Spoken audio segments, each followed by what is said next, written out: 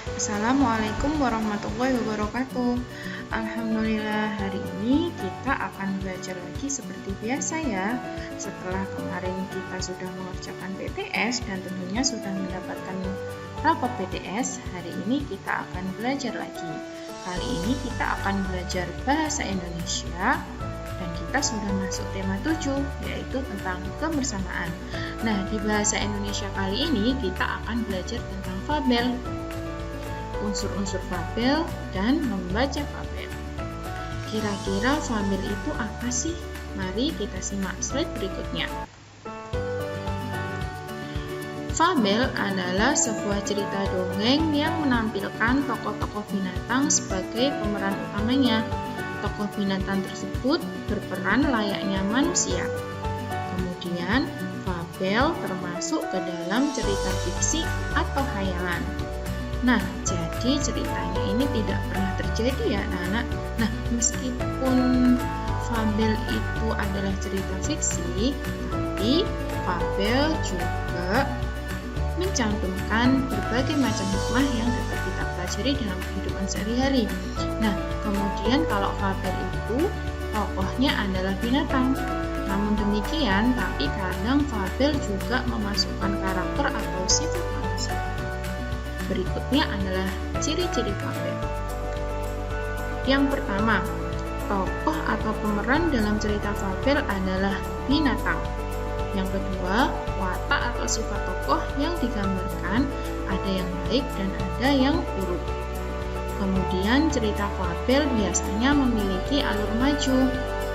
Latar atau tempat kejadian adalah latar alam seperti di sungai, hutan, kolam, dan lain sebagainya. Nah, ini yang paling penting nih. Setiap cerita fabel pasti mengandung amanat atau pesan moral yang bisa kita ambil.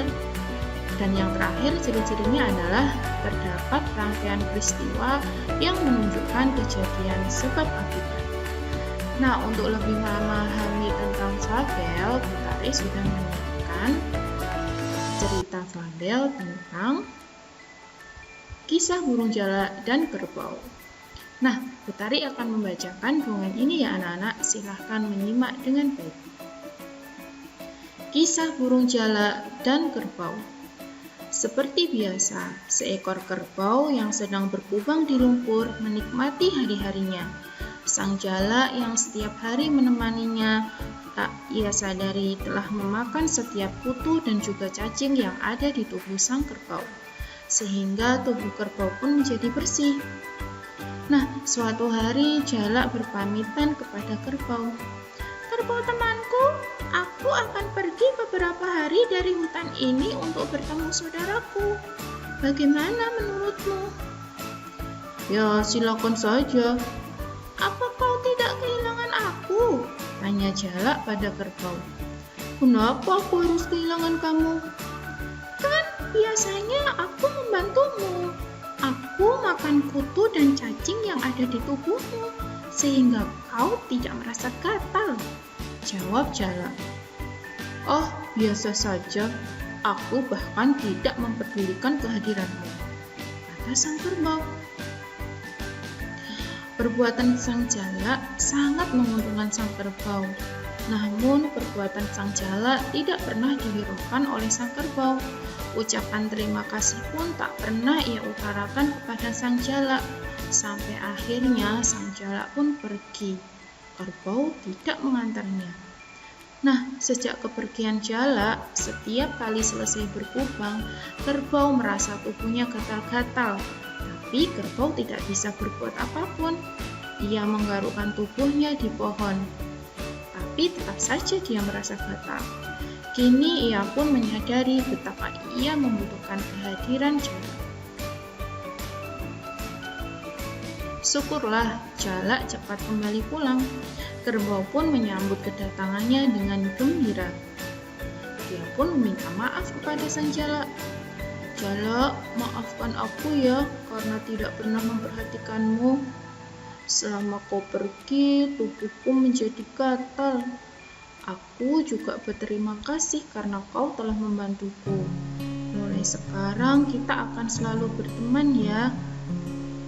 Nah, karena kerbau sudah meminta maaf, sang jala pun memaafkan dan akhirnya mereka pun berteman lagi dan saling menghargai dan tentunya saling membantu. Itulah kisah antara kerbau dan sang jala.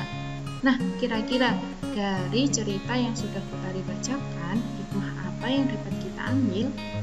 Iya, hikmah yang dapat kita ambil adalah seperti dalam Quran surat Al-Hujurat ayat 10. Allah berfirman yang artinya, orang-orang beriman itu sesungguhnya bersaudara, sebab itu damaikanlah antara kedua saudaramu itu dan takutlah terhadap Allah, supaya kamu mendapatkan rahmat.